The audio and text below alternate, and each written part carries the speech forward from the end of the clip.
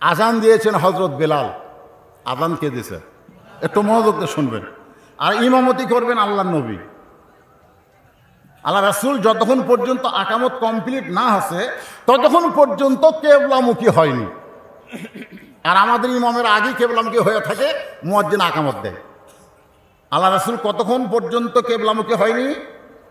যতক্ষণ পর্যন্ত আকামত কমপ্লিট না হচ্ছে। কেন নবী কেবলামুখী হয়নি? কারণ নবীদের নেতা, ইমাম মানে কি নেতা।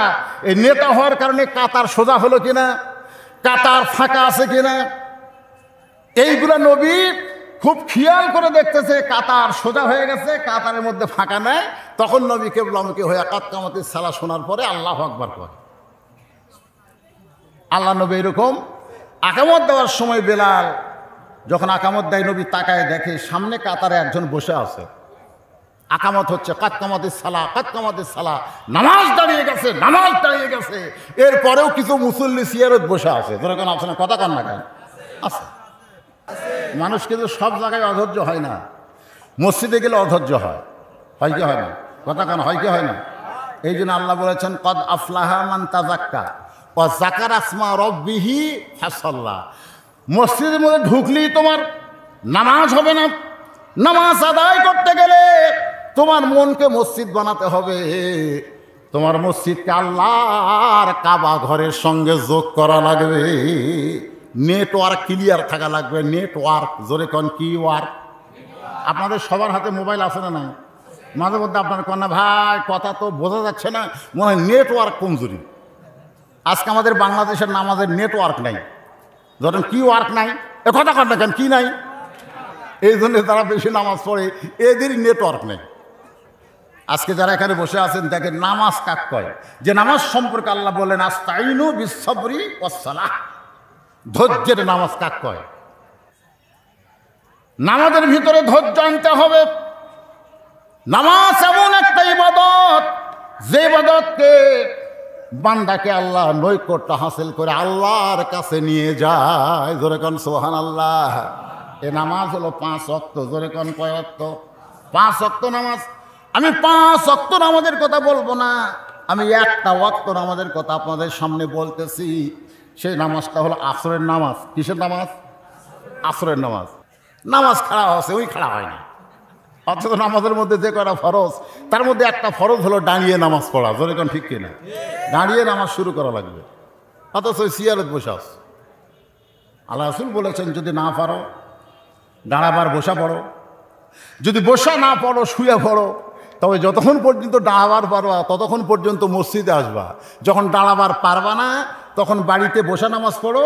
ওই আগে যে তুমি দাঁড়ায় নামাজ পড়েছো, ওই দাঁড়ায় নামাজ পড়ার কারণে বসা পড়লেও বাড়িতে অসুস্থতার কারণে আল্লাহ তোমাকে পেনশনের সওয়াব দিয়ে দিবে। সুবহানাল্লাহ কোন রাখে? যারা সরকারি চাকরি করে, আমার সভাপতি সাহেব বেতন পান না এখন? অবসর হলো বেতন পান না? ও আপনি বেসরকারি, আমি সরকারের কথা বলতেছি। আজকের সভাপতিকে প্রাথমিক বিদ্যালয় যে লিখছে তখন সরকারি হয়নি, অবসরপ্রাপ্ত প্রধান শিক্ষক বহুমুখী উচ্চ বিদ্যালয় বাংলাদেশ। ও উচ্চ বিদ্যালয় আছে, আমি এটা খেয়াল করিনি। উচ্চ বিদ্যালয়ের বেসরকারি পেনশন পাইনি। কিন্তু যারা সরকারি চাকরি করে, আপনারা বলেন তো সব বয়সে সরকারি চাকরি ঢোকা যাবে? আমাদের ফিক্সড একটা অবসর ভাতা। সব বয়সে সরকারি চাকরি ঢোকা যায় না। সরকারি কথা বলতে বয়স যখন চলে আসে, যখন দেখবে চোখের পাওয়ার কমে গেছে, মাথার বল কমে গেছে, শরীরে শক্তি নেই, তখন সরকার কয় তো চাকরি নেই, যা।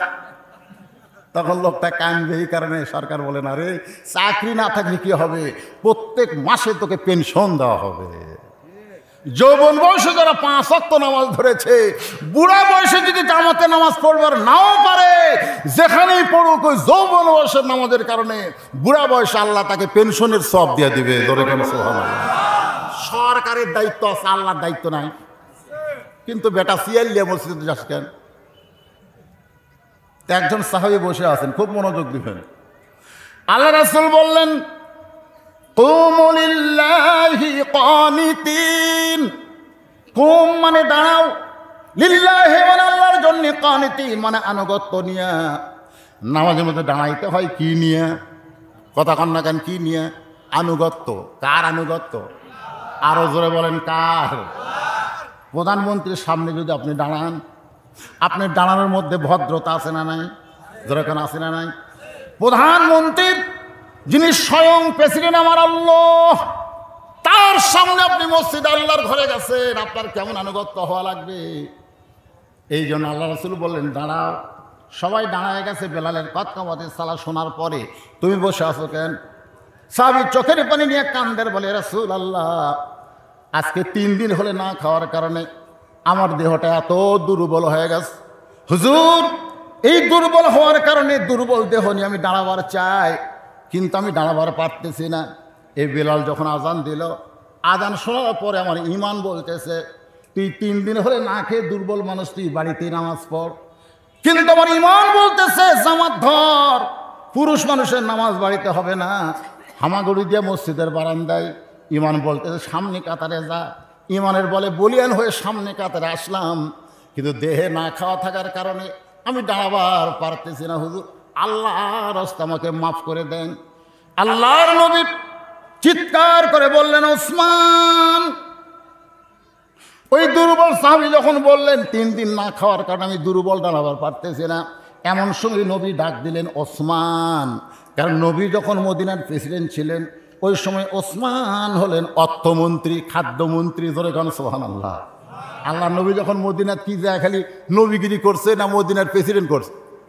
এই নবী কিন্তু এক এক সময়, বদরের যুদ্ধে নবী কি সেনাপতি, বদরের যুদ্ধে নবী কি খাদিজার বাড়িতে বিয়ে হওয়ার আগে নবী ছিল রাখাল, তখন নবী হয়নি। নবী হওয়ার পরে 23 বছর লাকাদ কানা লাকুম ফি রাসূলিল্লাহি উসওয়াতুন হাসানা। আল্লাহ কেন বললেন তোমাদের নবী হলো তোমাদের উত্তম আদর্শ? কারণ তুমি যে দিকে যাও নেতা হবে। নবীর আদর্শের মধ্যে নেতাগিরি আছে না নাই? জোরে কোন আছে না নাই? প্রেসিডেন্ট হবে, নবীর আদর্শের মধ্যে প্রেসিডেন্ট আছে। গরিব হবে, নবীর জীবনের মধ্যে গরিব আছে না নাই? সব কিছু নবীর মধ্যে আছে। এই জন্য আমাদের নবী হলো আমাদের জন্য উত্তম আদর্শ। এই কথা বলেছেন কে? সবাই জবান খোলে না, যে কটা বসে আছেন রাগ করে আছেন। আচ্ছা, মাইকের সাউন্ড কি আপনারা ক্লিয়ার শুনতে পাচ্ছেন না? না না, আমি তো আপনাকে এই বাঘ মারা বহু ওয়াজ করছি। আমার জীবনে 37 বছর রেকর্ড আমি দেখিনি যে আমি ওয়াজ শুরু করলে লোক ওঠে। আজকে কি একটা ব্যাকরণ হয়ে গেছে, কারণ না ব্যাকরণ। জি, লস হোক, কিন্তু যারা বসা থাকে এরা ওঠে না। কিন্তু আজকে একটা ব্যাকরণ মাইকও হতে পারে। আমার কথা ঠিক মতো বুঝতে পারতেছেন না। আমি কিন্তু খুব চেষ্টা করতেছি এই 3টা আয়াতের মধ্যে আমার কথাগুলো সীমাবদ্ধ রাখতে। আপনি একটু মনোযোগ দিলেই কথাগুলো বুঝবার পারবেন। তাহলে নবী যখন মদিনার প্রেসিডেন্ট ছিল, ওই সময় ধর্মমন্ত্রীর নাম হলো আবু বকর। ধরে কান সুবহানাল্লাহ। ধর্মমন্ত্রীর নাম কি? আইন মন্ত্রীর নাম হলো হযরত উমর। মন্ত্রীগুলোর নাম দেখেন। আইন মন্ত্রী। বাংলাদেশে যদি ইসলামের অর্থনীতি চালু হয়, শোনেন, এ দেশে যদি ইসলামের অর্থনীতি চালু হয়, আপনারা বলেন তো গরিব ঘুরবে না ধনীরা ঘুরবে? কথা কয় না। আমার কথাকে আপনারা বুঝতে পারতেছেন না? আল্লাহর হুকুম হলো শতকরা 2.5 টাকা গরিবক না দিলে তোমার টাকা হালাল থাকবে না। তো ঠেকা কার? গরিবের না ধনী? এখন ধনী ব্যাগলা ব্যাগলিয়া টাকার ব্যাগলা গরিবের দরজা যায়, বলে ভাই আমার জাকাতের টাকা নিয়ে আমার টাকা পাক করে দে। গরিব বলতেছে তাহলে আমি সাবানের দাম আছে না নাই? খট করে দরজা বন্ধ করে দেবে। ধনী বলতেছে ওরে ভাই আমি তোর জাকাতের টাকা দিবার চাই, তুই দরজা বন্ধ করলি কেন? তোর টাকা আমার দরকার নাই, তুই আরেক দরজা যা। ধনী টাকার ব্যাগলা আরেক দরজা যাবে, ওই ধনিক দেখাই দরজা বন্ধ করে দিবে। এইভাবে 7 দিন ঘুরবে, টাকা নেওয়ার মানুষ নেই। সোনাল্লা কন্যা কেন? কে ঘুরতেছে? ফকির ঘুরতেছে না ধনী ঘুরতেছে? ফকিররাই বলতেছে মাফ কর, আরেক দরজা যা, আরেক দরজা যা। কারণ নামাজ পড়ার কারণে তার চাহিদা আল্লাহ পর্যন্ত পৌঁছে গেছে। দুনিয়ার মানুষের কাছে তার কোনো চাহিদাই নাই। সোনাল্লা কন্যা কেন? 7 দিন ঘোরার পরে যখন কোনো গরিব নাই, মনের দুঃখ নিয়ে ওই ধনী ব্যক্তিটা মরুভূমির দিকে যাচ্ছে। যা দেখে মরুভূমির মধ্যে একজন বস্তা মাথার দিয়ে ঘুম পাড়তেছে। ব্যাগালা ভাবতেছে যা গরিব পেলাম দে। 7 দিন পর একটা গরিব পাচ্ছি, খুশি হয়ে সালাম দিতে, আসসালামু আলাইকুম। বস্তাওয়ালা লাভ দিতে বলতেছে আলহামদুলিল্লাহ। ব্যাগালা কয় ভাই তোর সালাম দিলাম, তুই আলহামদুলিল্লাহ বলিস কেন? বলে 1 বস্তা টাকা নিয়ে 15 দিন ঘুরতেছি, গরিব নাই, তো দেখে আল্লাহ শুকর আদায় করতেছি, টাকাটা নিয়ে আমাকে মাফ কর। গেল ভাই, আমি কই ঘুরি 7 দিন, তুই ঘুরিস 15 দিন, তাহলে গরিব গেল কোথায়? আস্তাইনু বিস-সাবরি ওয়াস-সালাহ, নামাজ আর ধৈর্যের মাধ্যমে যারা চায় তাদের কাছে কোনো ধনী না, একমাত্র ধনী হলো আমার আল্লাহ। জোরে কোন কথা ঠিক কি না? ইন্নাল্লাহা মা'আস-সাবিরিন, ধৈর্যশীলদের সঙ্গে থাকবে কে? 100 বছর ধরে বাইতুল মুকাদ্দাস ওই ফিলিস্তিন ইসরায়েলেরা দখল করার চেষ্টা করতেছে। জোরে কোন কথা ঠিক কিনা? ধৈর্য ধরে আছে, নামাজ আদায় করতেছে। বাইতুল মুকাদ্দাস হলো মুসলমানের প্রথম কিবলা, আল্লাহর বান্দারা। এরপর আমি বলেছি ওয়ালা তাকুলু লিমান ইউকতালু ফি সাবিলিল্লাহি আমওয়াতুন। কে বাজান আপনারা উঠলেন কেন? এখনই শেষ করে দেব, আপনার শেষ পর্যন্ত শুনবেন না যে 3টা আয়াত তেলাওয়াত করছি। ওয়ালা তাকুলু লিমান ইউকতালু ফি সাবিলিল্লাহি আমওয়াত বাল আহইয়া। আমি আপনাদের অনুরোধ করব, এটা বাগমারা হলেও এখানকার পরিবেশ আলাদা, এখানকার মানুষেরা 12টার পরে ওয়াজ শুনতে চায় না, ঠিক কিনা বলেন? এই আপনার নিয়ম করবেন। আমি কিন্তু এখানে এশার নামাজের আগে এশার নামাজে শোনাইছি, তা আমাকে তো 9টা 10টার সময় দিলেও পারতেন, কিন্তু পারেননি, যে কোনো কারণে একটু 10টার পরে উঠছি। এই আয়াতের একটু সামান্য সময়, বেশি সময় না, সামান্য সময় আপনাদের সামনে বলবো। বর্তমান বিশ্বের প্রেক্ষাপটে এই আয়াতের তাফসীর আমাদের শুনতেই হবে। কি শোনার দরকার আছে না? নাই? মারাত্মক কথা, ডাইরেক্ট কথা আল্লাহ বলেছেন। এই আয়াতের মধ্যে কোনো ইনডাইরেক্ট কথা নাই। আল্লাহ বলেছেন ওয়ালা তাকুলু লিমা ইউকতালু ফি সাবিলিল্লাহি আমওয়াত বাল আহইয়া ওয়ালাকিন লা তাশউরুন। আল্লাহ রাস্তায় যারা জীবন দেবে, শোনেন, জীবন দেওয়া লাগবে কার রাস্তায়? আল্লাহ রাস্তায় যারা জীবন দেবে, আল্লাহ বলেছেন তোমরা তাদের মৃত্যু বলো না, আমি আল্লাহ বলতেছি তারা জীবিত। আজকে আমাদের বাংলাদেশে আল্লাহ রাস্তায় যারা জীবন দিয়েছে, সামনে যারা জীবন দিবে, বাংলাদেশের মানুষ তাদেরকে মৃত্যু বললেও আল্লাহ বলতেছেন তারা মরেনি, তারা কিয়ামত পর্যন্ত অমর হয়ে থাকবে। জোরে কোন কথা ঠিক কিনা? এরকম মহামানব আমাদের দেশে আছে না নাই? জোরে কোন আছে না নাই? ওনারা মরে যাচ্ছে, আল্লাহ রাস্তায় এদেরকে কি করা হচ্ছে? হত্যা করা হচ্ছে, হত্যা। আপনাদের এলাকার ইয়াজিদ নামে কোনো লোক আছে? এ কথা কন না কেন? ইয়াজিদ নামে কোনো লোক আছে?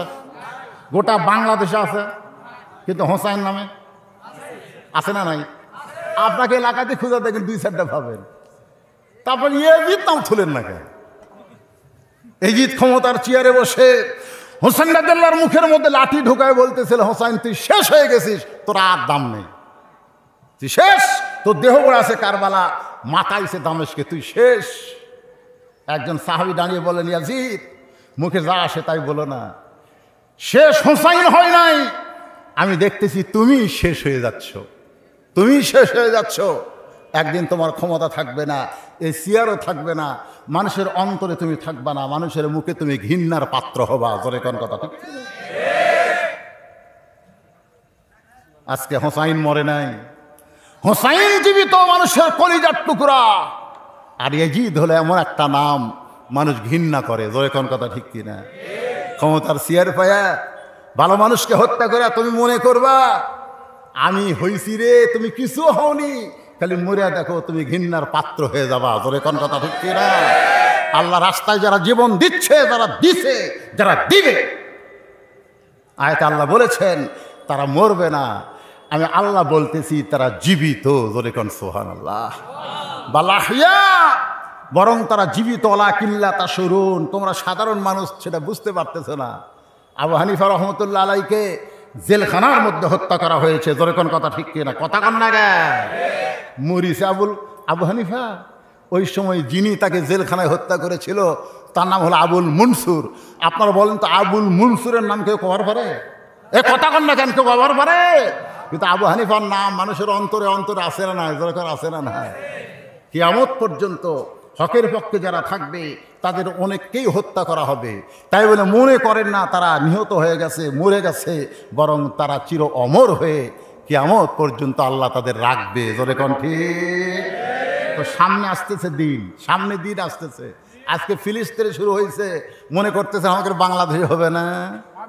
গোটা পৃথিবীর মধ্যে আমি পৃথিবীর যতটুকু দেশে গেছি, আল্লাহ আমাকে যা দেখাইছে, বর্তমানে মুনাফিকের ফ্যাক্টরি দেশের নাম হলো বাংলাদেশ। জোরে কোন কথা ঠিক? মুনাফিক আমাকে টুপিওয়ালার মধ্যেও আছে। আপনি বলেন তো, সর্বোত্তম যিনি মুনাফিক তার চরিত্র কেমন? আবু বকরের সঙ্গে নামাজ পড়ে, 5 ওয়াক্ত নামাজ তাকবীরে উলার সাথে সামনে কাতারে আদায় করে, টুপি পাগড়ি জুব্বা সব 1 নম্বর। আবু বকর রাদিয়াল্লাহর বাম পাশে দাঁড়ায় নামাজ পড়ে। নামাজের মধ্যে আল্লাহ তাআলা একটা আয়াত নাজিল করলেন। আমাদের নবী নামাজের ভিতরেও কোরআন নাজিল হয়েছে। ধরে কোন সুবহানাল্লাহ। নামাজের ভিতরে নাজিল হলো ইয়া আইয়ুহান নাবিয়্যু হাফিজুল মুমিনিনা আলাল কিতাল।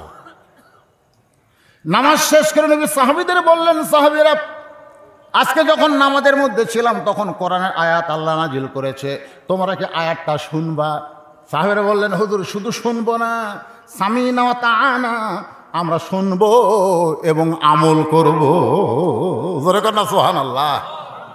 আল্লাহ রাসূল বললেন আয়াতটা হলো ইয়া আইয়ুহান নাবিয়্যু হাফিজুল মুমিনিনা আলাল কিতাল। আল্লাহ বলেছেন, হে রাসূল, তাহলে কাতার সোজা করে জামাত করে নামাজ পড়লে হবে না। যারা জামাতে নামাজ আদায় করতেছে এই মুমিনদেরকে আপনাকে সৈন্য হিসেবে গড়ে তুলতে হবে। যে কোনো সময় মক্কার কাফেররা মদিনা আক্রমণ করতে পারে, আর মদিনা আক্রমণ করলে নামাজ দিয়া দোয়া দিয়া আপনি মদিনা রক্ষা করতে পারবেন না। কাফের বেঈমানদের বিরুদ্ধে আপনাদেরকে অস্ত্র ধরা লাগবে। আয়াত যখন নাজিল হলো, ওইটা টুপিওয়ালা জুব্বাওয়ালা নবীর হাঁটুর সঙ্গে হাঁটু লাগায় বলতেছে, ইয়া রাসূলুল্লাহ, এটা না গন্ডগোলের আয়াত। বলে কোন কিসের আয়াত? রাসূল চমকে উঠছে, কে রে? হ্যাঁ, ইসলামী আন্দোলনকে যারা গন্ডগোল কয়, ই কে রে? সঙ্গে সঙ্গে আল্লাহ নাজিল করলেন, ওয়ামিনান নাসি মান ইয়াকুলু আমান্না বিল্লাহি ওয়া বিল ইয়াউমিল আখিরি ওমা হুম বিমুমিনিন। মানুষের মধ্যে এমন কিছু মানুষ আছে আল্লাহ বিশ্বাস করে, আখিরাতকে বিশ্বাস করে, নামাজ পড়ে, রোজা করে, এরপরেও তারা মুমিন হতে পারবে না, কারণ তারা ইসলামী আন্দোলনকে গন্ডগোল মনে করে। ধরে কোন কথা ঠিক কি না? আজকে হামাস কি গন্ডগোল করতেছে? যখন ফিলিস্তিনে হামাস কি গন্ডগোল করতেছে? আল্লাহর ঘর, আল্লাহ কোরআনে বলেছেন, সুবহানাল্লাযী আসরা বিআবদিহি লাইলাম মিনাল মাসজিদিল হারাম ইলাল মাসজিদিল আকসা। এমন একটা আল্লাহর ঘর, যেই ঘরের মধ্যে সমস্ত নবী রাসূল নামাজ পড়েছে। ধরে কেন সুবহানাল্লাহ। যে ঘরের মধ্যে আমাদের নবী ইমামুল আম্বিয়া ইমামুল মুরসালিন ডিগ্রি পাইছেন, সেই ঘর ইহুদিরা দখল করবে আর মুসলমানের বাচ্চারা লেবেন চুষ খাবে। বরং তাজা রক্ত দিয়া তাদের মোকাবেলা করতেছে। আর আমেরিকা বলতেছে এরা গন্ডগোল করতেছে। আমেরিকার দোসর যারা, তাদের কাছে ইসলামী আন্দোলন গন্ডগোল হতে পারে, কিন্তু প্রকৃত মুসলমান তাদের ঈমানকে রক্ষা করবে ইসলামী আন্দোলন করে, কারণ জীবন দিবে, বাতিলের সঙ্গে আপোষ করবে না। রাস্তায় বসে বসে কান্দে। মুসা নবী বললেন, মা এমন করে কান্দো কেন? মেয়েটা বলতেছে, আল্লাহর নবী, আপনি তুর পর্বতে আল্লাহর সঙ্গে কথা বলতে যাচ্ছেন, আমার কথা একটু আপনি আল্লাহকে বলবেন। এত অভাব আর সহ্য করতে পারি না, আল্লাহ যেন আমার কিছু সম্পদ দান করে। অভাবে আমার বাড়ি ভাঙ্গে গেছে, খাবার নাই। মুসা বলতেছেন, মা অবশ্যই আমি তোমার কথা বলবো।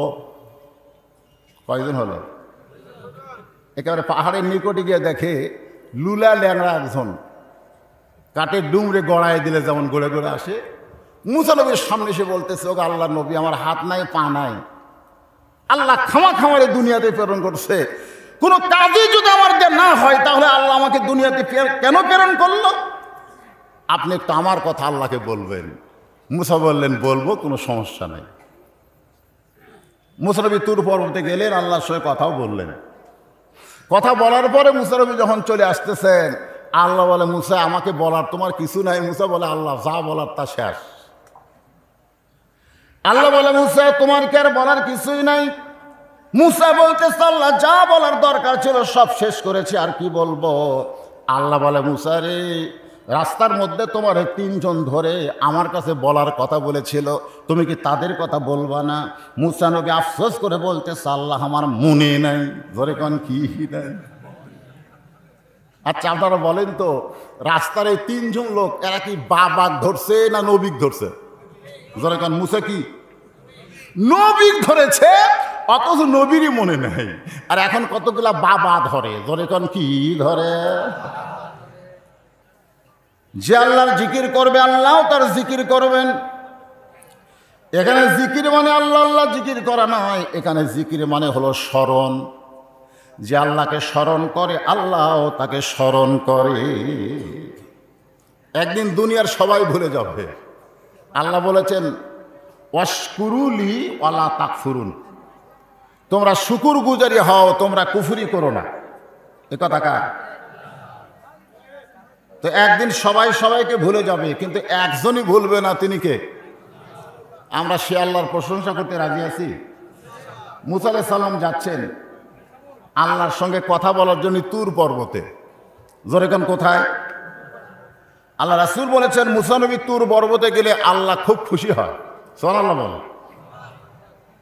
কিন্তু আমার উম্মতেরা দৈনিক 5 বার যখন মসজিদে যায়, মুসা নবী তুর পর্বতে গেলে আল্লাহ যেমন খুশি হয় তার চেয়ে বেশি খুশি হয় আল্লাহ আমার উম্মতের উপরে।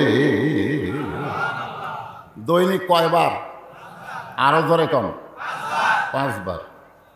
দৈনিক 5 বার আল্লাহর ঘরে যাওয়া হুকুম কার?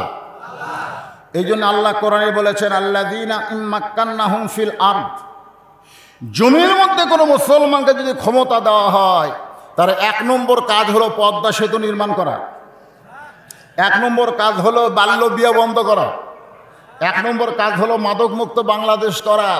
এগুলো সবই কাজ, তবে 1 নম্বর কাজ না। 1 নম্বর কাজ হচ্ছে আকামুস সালাত, নামাজ কায়েম করা। জোরে কোন কথা ঠিক কিনা? কারণ নামাজ যদি কায়েম হয়ে যায়, ইন্নাস সালাতা তানহা আনিল ফাহশাই ওয়াল মুনকার, একমাত্র নামাজই পড়ে যাবতীয় অন্যায় অশ্লীলতা থেকে মানুষকে হেফাজত করতে। আজকে যুবকদের হাতে যে মোবাইল এসেছে, এই মোবাইল হাতে থাকার পরে স্বয়ং জিবরাইলও যদি ওয়াজ করে, ওয়াজ দিয়ে যুবকদেরকে হেদায়েত করা যাবে না। এদের হেদায়েত করতে গেলে 1 নম্বর নামাজ লাগবে। জোরে কোন কথা ঠিক কিনা? কারণ নামাজই পারবে, পুলিশ পারবে না, র্যাব পারবে না, আর্মি পারবে না, এরা পারবে না, পারবে নামাজ। বরং পারবে কে? এ কথা কে? আমার না আল্লাহ? আল্লাহ। এখন আমরা যারা কোরআনের মাহফিলে বসেছি খুব খেয়াল করবেন, মুসা নবী তুর পর্বতে যাচ্ছেন, কার সাথে কথা বলবেন? কথা কয় না। আচ্ছা, মুসা নবী তুর পর্বতে গিয়ে আল্লাহর সঙ্গে কথা বলে। আমরা যখন কোরআন তেলাওয়াত করি তখন কার সঙ্গে কথা বলি? এই জন্য আল্লাহ রাসূল বলেছেন মুসা নবী শুধু নিজে কালিমুল্লাহ, নিজে কি, কিন্তু তার উম্মতেরা কালিমুল্লাহ হতে পারে নাই। আর আল্লাহ তাআলা আমাকে কালিমুল্লাহ ডিগ্রি দেয়নি, কিন্তু যারা আমার উম্মত কোরআন পড়ে, কোরআন তেলাওয়াত করে, কোরআন হাফেজ আলেম হয়, হাসরের ময়দানে আল্লাহ তাদের কোরআনের সঙ্গে সম্পর্ক রাখার কারণে কালিমুল্লাহ ডিগ্রি দিয়ে দিবে। জোরে কোন সুবহানাল্লাহ।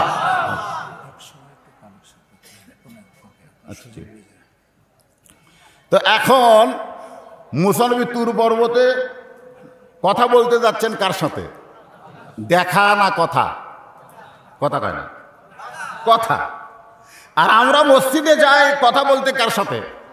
তাহলে কথা না দেখা? আপনি বুখারী শরীফের প্রথম হাদিস পড়ে দেখেন, আনতা আবুদুল্লাহ কাআন্নাকা তারাহু ফাইন লাম তাকুন তারাহু ফাইন্নাহু ইয়ারাকা।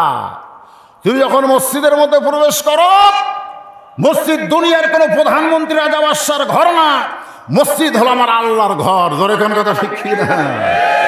যে ঘরে প্রধানমন্ত্রী থাকে ওটা কার ঘর? প্রধানমন্ত্রী জেলের মধ্যে থাকে, প্রধানমন্ত্রীর ঘর। যে ঘরে এসপি থাকে ওটা কার ঘর? যে ঘরে ডিসি থাকে সেটা কার ঘর? মসজিদ কার ঘর? জবান খুলে বলেন কার ঘর? যেই ঘরের ভিতরে কোনো দলাদলি চলে না। আওয়ামী লীগ কন, বিএনপি কন, জামাত কন, জাতীয় পার্টি কন, যারা নামাজ পড়ে এরা মসজিদের মধ্যে গিয়ে কি কয়? আওয়ামী লীগ সরকার দলে আছে, সামনে কাতার নাকি আচ্ছা, আমি নিজের চোখে দেখছি। আল্লাহ আমাকে দেখাইছে ওয়াজ করা লাগবে এই কারণে। আসরের নামাজের সময় মসজিদে ঢুকতে গিয়ে দেখি 3 জন মুসল্লি। কয়জন? 3 জন মুসল্লি। বারবার খালি ঘড়ি দেখতেছে, নামাজের সময় 1 মিনিট ওভার হয়ে গেছে। আফসোস করে বলতেছে আজ মনে হয় কোনো হুজুর আসবে না। আমি এই কথা শোনার সাথে সাথে পিছন থেকে ব্যাক করলাম যে হুজুর ঢুকলেই এরা বেকায়দা। যত বড় এমপি হও, মন্ত্রী হও, আর যাই হও না কেন, হুজুর ঢুকলে মসজিদে তোমার খাওয়া নাই। এখন কথা ঠিক কিনা? হুজুর থাকবে আগে, তোমরা দাঁড়াও পাশে। আমাদের কলজা আসলে শান্তি পায় যখন মসজিদে যাই। তুই যত বড় নেতা হ, সামনে বস, আর হুজুর আপনি চেয়ারে বসেন, মেম্বারে বসেন। জোরে কোন কথা ঠিক কিনা? তুমি শ্রোতা হও, বক্তা হতে পারবা না। হুজুর আলোচনা করবে, তোমাকে শোনা লাগবে। জোরে কোন কথা ঠিক কিনা? তো এখন একটু ব্যাক গিয়ার দিয়ে খেয়াল করলাম যে কি গল্প করে। আমার এলাকার মসজিদ তো আমি সবাই চিনি। একজন করে আওয়ামী লীগ, একজন করে বিএনপি, আর একজন জামাত ইসলাম। জামাত ইসলাম সবসময় একটু নরম থাকে। এরা হকের পথে গরম থাকলেও সব জায়গায় কিন্তু গরম না। নরম হয়ে বলতে যে ভাই তোমার দল এখন ক্ষমতা আছে, তুমি সামনে যাও। আওয়ামী লীগ বলতেছে আমি মাঝে মধ্যে নামাজ পড়ি, মাঝে মধ্যে নামাজ পড়ি, তবে পড়াই না। এক কথা। বিএনপি বলতেছে আমি বড় জোর আকামত দিবার পারি, সামনে যাবার পারি না। এখন তিনজনের মধ্যে সামনে কে যায়? আওয়ামী লীগ বিএনপি দুইজনে বলতেছে তুই সামনে যা। ও এখন সামনে গিয়ে বলতেছে ভাই আকামত দেওয়ার আগে আমার একটা কথা। সেই কথাটা হলো যে তুমি আওয়ামী লীগ, তুমি বিএনপি, আর আমি কিন্তু রাজাকারের দল। এখন রাজাকারের দলকে সামনে দিয়া তোমরা কি বলবা? একতে দায়ী তুই বিহাজালি ইমাম কবা, রাজাকার কবা। তখন আওয়ামী লীগ বলতেছে পাগল, বাহিরের কথা ভিতরে বলিস কেন? আমি আওয়ামী লীগ, ওই বিএনপি, তুই জামাত। এটা হলো বাইরের কথা, ভিতরের কথা হলো আমরা তিন ভাই একসঙ্গে জামাত করতে চাই। যখন জামাতে নামাজ পড়বেন, এই নামাজ শুধু নামাজ থাকবে না, ওই নামাজটা আপনার জন্য আল্লাহর মেরাজ হয়ে যাবে। সুবহানাল্লাহ। আসসালাতু মেরাজুল মুমিনিন। তো মেরাজ কি? খালি শোনা না দেখা? হ্যাঁ, এই জন্য আল্লাহ রাসূল বলেছেন ইবাদতের মাধ্যমেই তুমি আল্লাহরে দেখতে পাবে। যদি আল্লাহরে দেখতে না পাও, আল্লাহ তোমারে দেখতেছে, এই বিশ্বাস তোমার কলিজার ভিতরে আসবে। আমরা যখন মসজিদে যাই, আমাদের কেউ না দেখলেও কে দেখে? আরো জোরে কন। একজন লোক রাস্তায় দাঁড়িয়ে কাঁদতেছে, মুসা নবীকে দেখে বললেন ও আল্লাহর নবী, আল্লাহর কাছে যখন যাচ্ছেন আমার কথা একটু আল্লাহরে বলবেন। বলে কি কথা? বলে আল্লাহ আমার এত সম্পদ দান করেছে, এত সম্পদ পাওয়ার কারণে আমি দুনিয়াতে আমার আল্লাহর গোলামি ঠিক মতো করতে পারি না। আল্লাহ কোরআনে বলেছে ইন্নামা আমওয়ালুকুম ওয়া আওলাদুকুম ফিতনা। সম্পদ যে বিপদের কারণ, এটা বর্তমান সরকার থাকলে বোঝা যাবে না। এটা বুঝতে গেলে ফখরুদ্দিন সরকার লাগবে। জোরে কোন কথা ঠিক কিনা? আমি জন্য অনেক ওয়াজে বলি ফখরুদ্দিন সরকার মাঝে মাঝে দরকার। 2 কোটি টাকার গাড়ি রাস্তা থুয়া মালিক নাই। এটা কার গাড়ি? মালিকই নাই। কারণ মালিক থাকলেই বলবে তুই 2 কোটি টাকা পালি কোথায়? এই 2 কোটি টাকা তোর কামাইয়ের উৎস কি? গাড়ি কিনলি কেমনে? নানা রকম প্রশ্নের উত্তর দেওয়া লাগবে। দরকার নাই, ফেলে দিয়া চলে যায়।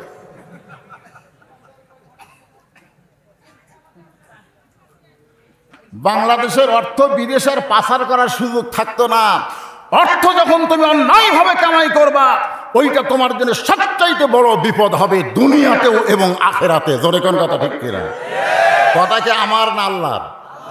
আমওয়ালুকুম ওয়া আওলাদুকুম, সম্পদ সমূহ, সন্তান সমূহ তোমাদের বিপদের কারণ। আজকে আপনার ছেলে আছে 3টা, সারাদিন খালি আইডিয়ার মতন ঘরে, আইডিয়ার মতন। আসার সময় দেখলাম ঘুরতেছে। তা আপনি মনে করতেছেন আমি বাবা, আমার ছেলে যাই করুক আল্লাহ আমাকে কিছুই বলবে না, তাই নাকি? ইসলাম কি তাই? আনফুসাকুম আহলিকুম নারা, জাহান্নামের আগুন থেকে বাঁচতে চাইলে তুমি একা বাঁচতে পারবে না, তোমার আহাল পরিবার নিয়ে বাঁচতে হবে। এই হুকুম কার? গোটা বাংলাদেশ হলো আমাদের আহাল। আজকে আমি মওলানা গোপনে গোপনে আল্লাহর হুকুম পালন করে আমি জান্নাতে যাব, এইটার নাম ইসলাম না। দরকার হলে আল্লাহর ইসলাম পালন করতে গিয়ে মানুষকে পালন করাতে গিয়া জীবন দিব, কিন্তু আল্লাহর দুনিয়ায় কোনো আকাম কুকাম হতে দিতে পারি না। জোরে কোন কথা ঠিক কিনা? এটাই হলো মুসলমান। আর আপনার 26 বছর ছেলে সারাদিন ঘরে এরকম একটা ভিডিও মোবাইল নিয়ে, এই মোবাইল আসার পরে আমাকে তার দাম ভাই খালি সেলফি। জোরে কান খালি কি? খালি সেলফি। খুব ভালোবাসে হুজুর আপনাকে, একটা সেলফি। আমারে ভালোবাসে, অথচ চেহারার মধ্যে ভালোবাসার কোনো কিছু নাই। আল্লাহর বান্দার একটু খেয়াল করবেন,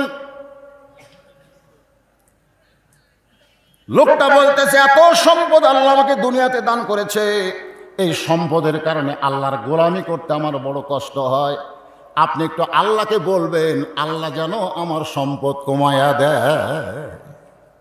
মুসা নবী বলতেছে ঠিক আছে বলবো বলবো। কিছু যাওয়ার পর একটা মহিলা মানুষ রাস্তায় কাঁদতেছে। মুসা নবী চমকে উঠলো, পুরুষ মানুষ রাস্তায় কান্দুক, কথা বলুক, যা ইচ্ছা তাই করুক, কিন্তু মেয়ে মানুষ কি রাস্তায় বের হওয়ার পারবে? আপনাদের কি ধারণা? আমি টাঙ্গাইলে ওয়াজ করতে বলেছিলাম, মেয়ে মানুষের জোরে কোরআন তেলাওয়াত করাও জায়েজ নাই। জোরে কোরআন তেলাওয়াত করলে পরপুরুষ শুনলে মেয়েদের পর্দার খেলাফ হয়ে যায়। এই কথা যেই বলেছি, ইতিমধ্যে পর্দা নিশ্চয় একজন মহিলা আমার একটা কাগজ দিছে। কাগজটা পড়ে দেখি, হুজুর মেয়েদের জোরে কোরআন তেলাওয়াত যদি জায়েজ না থাকে, তাহলে প্রধানমন্ত্রী যখন জাতির উদ্দেশ্যে ভাষণ দেয় এইটা শোনা কি? আমি স্লিপটা পড়ে চিন্তা করলাম, ডাইরেক্ট যদি বলি তাহলে টাঙ্গাইল থেকে আমি বগুড়া যাওয়ার পারবো না, ট্রেনের থেকে নামতেই আমার গ্রেফতার করবে। যখন কথা ঠিক কিনা? আমি চিন্তা করলাম কি করি। যদি বলে ভাই প্রধানমন্ত্রীর ভাষণ শোনাও জায়েজ নাই, আমাকে যাবার দিবি? আমি চিন্তা করলাম কি করি। ইতিমধ্যে আল্লাহর কোরআন বলতেছে উদউ ইলা সাবিলি রাব্বিকা বিল হিকমাহ। এই জায়গায় তুমি ডাইরেক্ট মারো না, হেকমতের সাথে মার দাও, যেন বুঝবার না পারে। মাহফিলে বুঝবে না, কিন্তু পরে যায় বুঝবে। এইরকম একটা মার দেওয়া লাগবে। যখন কথা ঠিক কিনা? বাংলাদেশে একটা গান আছে, এই একটা গান শোনেননি আপনারা? আপনার মনে হয় এদিকে শোনেন নাই। আমাদের বগুড়াতে হয়েছে কুত্তার বাচ্চা ফুটফুটা সুন্দর, কুত্তার বাচ্চা ফুটফুটা সুন্দর শোনার পরে আমি চিন্তা করলাম, আল্লাহ কোরআনে বলেছেন লাকাদ খালাকনাল ইনসানা ফি আহসানি তাকবীর। এই কথা বলার আগে 4টা শপথ করছে আল্লাহ। ওয়াতিন 1, ওয়াজাইতুন 2, অতুরি সিনিন 3, ওয়াহাজাল বালাদিল আমিন। 4টা শপথ করে আল্লাহ বলতেছেন মানুষকে আমি সর্বোত্তম আকৃতি দিয়ে সৃষ্টি করেছি। দরকার সুবহানাল্লাহ। তাহলে গানটা হওয়া লাগতো মানুষের বাচ্চা ফুটফুটা সুন্দর। দরকার কথা ঠিক কিনা? কিন্তু গান গাইলো কুত্তার বাচ্চা। আমি আশ্চর্য হয়ে গেলাম, এ ছেলেটা কি মাতাল হয়েছে নাকি? কিছুক্ষণ পরে বলতেছে ডাল চোর, গম চোর, তেল চোর। আল্লাহ বলেছেন সুম্মা রাদাদনাহু আসফালা সাফিলিন। কর্মদোষীদের চরিত্র জানোয়ারের চাইতে জঘন্য হবে। জানোয়ারের চাইতে জঘন্য যদি কেউ হয় আর উঠে চলে যায়, আপনারা বলবেন না ওটা মানুষ যাচ্ছে। জোরে কোন কথা ঠিক করে? হ্যাঁ, কথা শুনতে হবে, বুঝতে হবে। একটু বোঝার নিয়তে কথা শোনেন। একটা কথাও তাফসিরের বাইরে না। যে আয়াতে কারিম তেলাওয়াত করেছি ওয়াশকুরুলি ওয়ালা তাকফুরুনের উপর কথা হচ্ছে। আমার বাবা আছে, আমার কোনো টেনশন নেই। নবী পর্যন্ত আল্লাহর কাছে গিয়ে ভুলে যায়, তোমাদের বাবা পীর সাহেব তোমাদের কথা আল্লাহর কাছে বলতে পারবে না, তারই কি হবে এই নিয়ে চিন্তা করা লাগবে। জোরে কোন কথা ঠিক কিনা? আল্লাহ ডাক দেওয়ায় মুসা, দুনিয়ার সবাই সবাইকে ভুলতে পারে, কিন্তু আমি আল্লাহ কোনোদিন কাউরে ভুলি না। ফাযকুরুনি আযকুরুকুম ওয়াশকুরুলি ওয়ালা তাকফুরুন। আল্লাহু আকবার।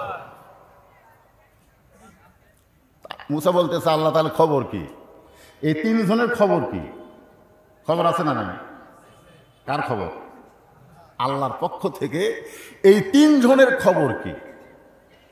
আল্লাহ বলে মুসা যাওয়ার সময় যার সাথে তোমার প্রথম দেখা হবে, আসার সময় যার সাথে তোমার দেখা হয়েছিল, যাওয়ার সময় তার সাথে তোমার দেখা হবে না। আসার সময় যার সাথে তোমার প্রথম দেখা হয়েছিল, যাওয়ার সময় কি তার সাথে হবে না? যাওয়ার সময় যার সাথে তোমার প্রথম দেখা হবে তার খবর হলো আমি তাকে খামাখা তৈরি করিনি। আল্লাহ বলে হাত নাই পাওয়া নাই, ওরে দিয়ে আপনি কী করবেন? আল্লাহ বলে ওর দিয়ে একটা কাজ করবো, সেটা হল জাহান্নামে একটা স্যাদ আছে, ওই স্যাদটা ওয়াক দিয়ে বন্ধ করব। মুসা বলতেছে আল্লাহ কী করলেন? জাহান্নামের ছিদ্র বন্ধ করব। বলে এটা একটা কথা হলো। সর আল্লাহ সর। মুসা নবী আল্লাহর সঙ্গে কিন্তু মাঝে মধ্যে তর্ক করছে। দুনিয়াতে তারা শান্তি দিলেন না, মরার পরে জান্নাতের ছিদ্র বন্ধ করবেন, এইটা না বলে আপনি জাহান্নামের ছিদ্র বন্ধ করবেন। আল্লাহ বলে মুসা ওর যা খবর আমি তোকে জানায়া দিলাম। খবর তৈরিকারী কে? আর নবীরা খবর দিছে। খবর বানাতে কোনো কষ্ট নাই, কিন্তু খবর সাপ্লাই করতেই কষ্ট। জোরে কোন কথা ঠিক কিনা? আমাদের নবী আল্লাহর খবর দিবার যায় কিন্তু পাথর খসে। আল্লাহর খবর দিতে গিয়ে তায়েফবাসী নবীকে পাথর মারছে। আল্লাহর খবরের বিজয়ের জন্য উহুদের ময়দানে নবী দান দান শহীদ করেছে। জোরে কোন কথা ঠিক কিনা? আল্লাহর খবর হচ্ছে কোরআন। কোরআনকে বলা হয় খবরে ওয়াহিদ। এক নম্বর খবর, যে খবরের মধ্যে কোনো ভেজাল নাই, সন্দেহ নাই, গোজামিল নাই। জোরে কোন কথা ঠিক কিনা?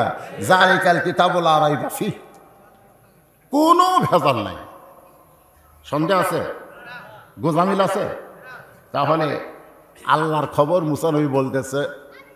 ওই মেয়েটার ব্যাপারে আল্লাহ ডাকতে বলে মুসা, মেয়েটার খবর হলো তাকে বেশি বেশি শুকরিয়া আদায় করতে বলবা।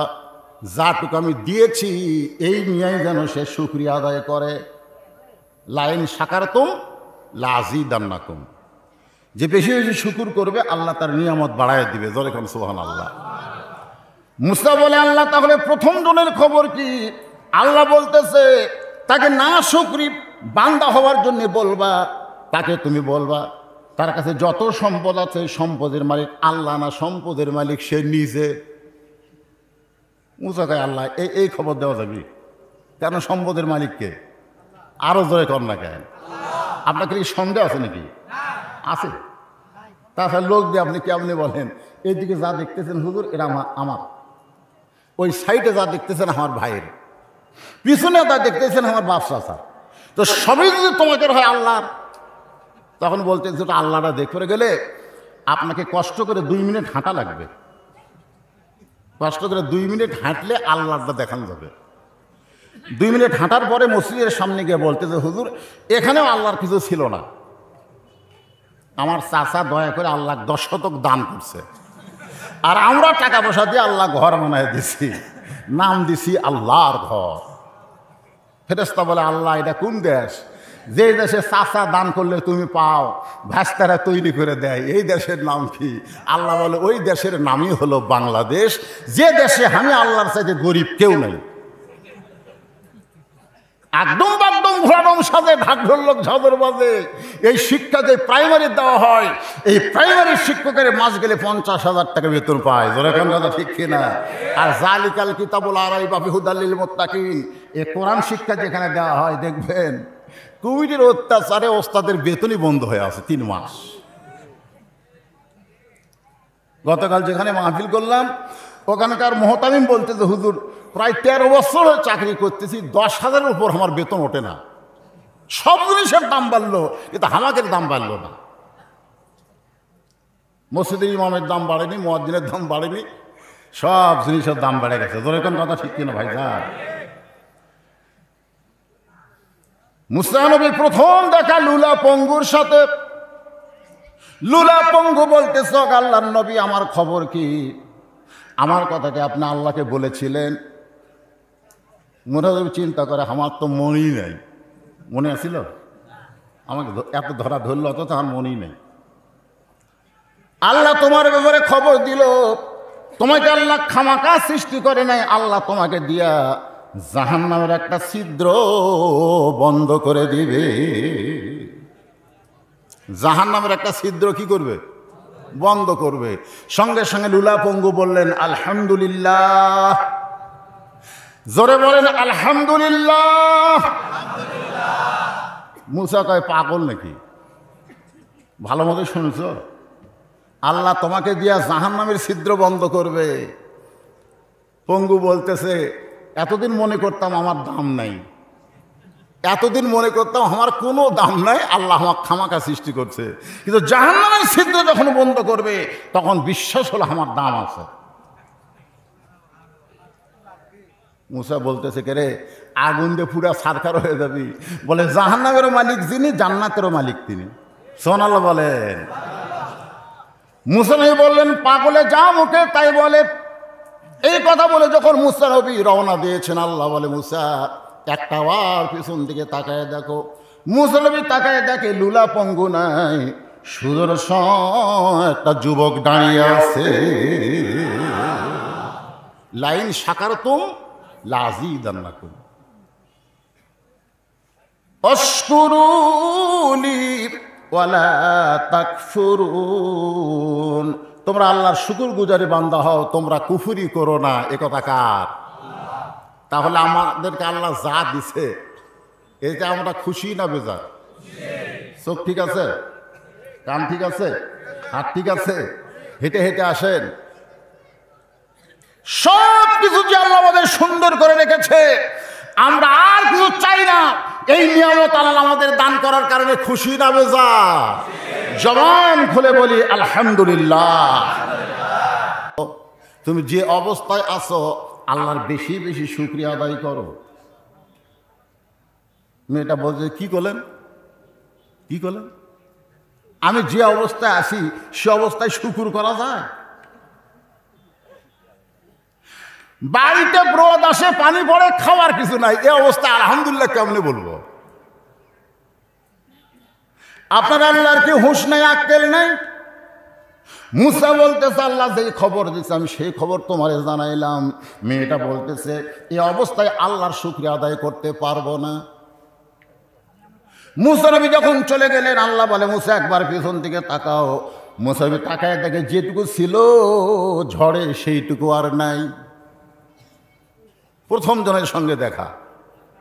ওগো আল্লাহর নবী আমার খবর কি? বলে খবর হলো যত সম্পদ তোর আছে এগুলো সব তোর নিজের, আল্লাহর না। তুই বল সমস্ত সম্পদের মালিক আমি।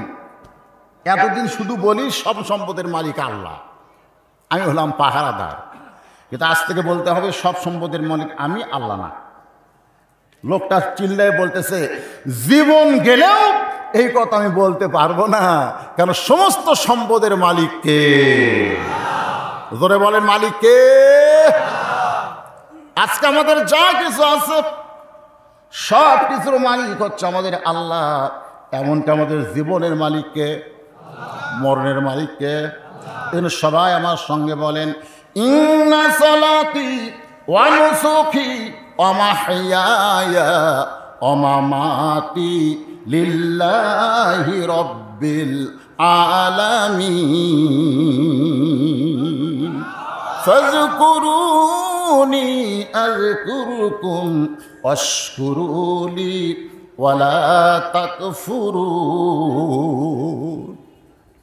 যদ্দূর পারলাম বললাম। এবার পরের আয়াত আল্লাহ তাআলা বলতেছেন, এই মনোযোগ দিয়ে শুনবেন, তারপরে তাফসীর।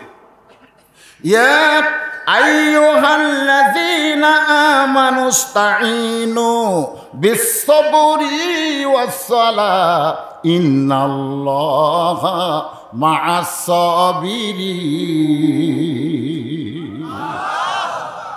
আল্লাহ কাদেরকে ডাক দিয়ে বলতেছেন? ইমানদার। ধরে বলেন। আমরা যারা এখানে বসে আছি সবাই কি? সবাই কিন্তু বলতেছেন না। অনেকের মনে মনে সন্দেহ হচ্ছে, কে রে আসলে কি আমি ইমানদার না বেঈমান?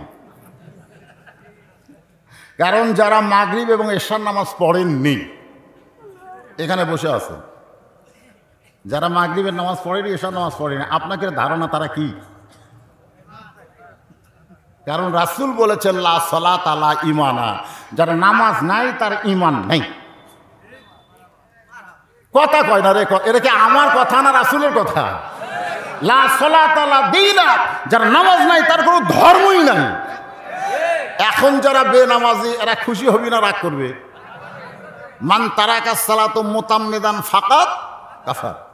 ইচ্ছা করে মাগরিবের নামাজ এশার নামাজ যারা বাদ দিল তারা আর মুসলমান থাকলো না, তারা কাফের হয়ে গেল। তাও মারহাবা।